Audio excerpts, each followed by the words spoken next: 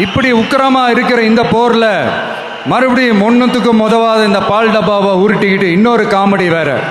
அது என்னடான்னா, அவரோட ஆட்சியில தான் தமிழ்நாடு சூப்பர் ஸ்டார் மாநிலமா இருக்குதான். கரெக்டு, தமிழ்நாடு சூப்பர் ஸ்டார் மாநிலம் தான். காமராஜர் அவர்கள் டைம்ல, அண்ணா அவர்கள் டைம்ல, எம்ஜிஆர் அவர்களோட ஆட்சியில.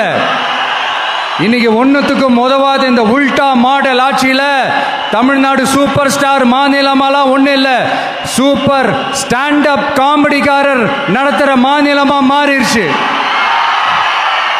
மக்களே, உங்களுக்காக தான், உங்களுக்காக மட்டுமே தான் வர தடைகள், சதிகள், சூழ்ச்சிகள் எல்லாத்தையும் தாண்டி இந்த 2026 இந்த தேர்தலில் டிவிக்கு தில்லா நிற்கும்.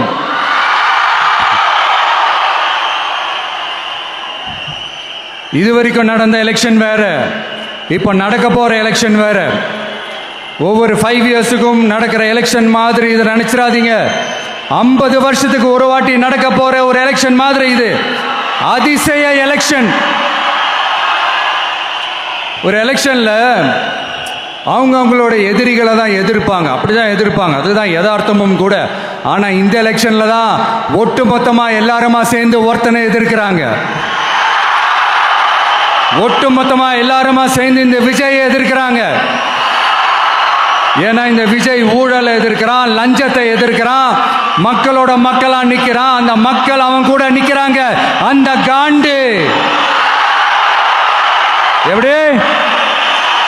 அந்த காண்டு தான் ஒட்டுமொத்தமா எல்லாருமா சேர்ந்து ஒருத்தனை எதிர்க்க காரணம். நீங்க எப்படி வேணா எதிர்த்துக்காங்க, ஆனா போட்டி 2 பேருக்கு நடுவில் தான்.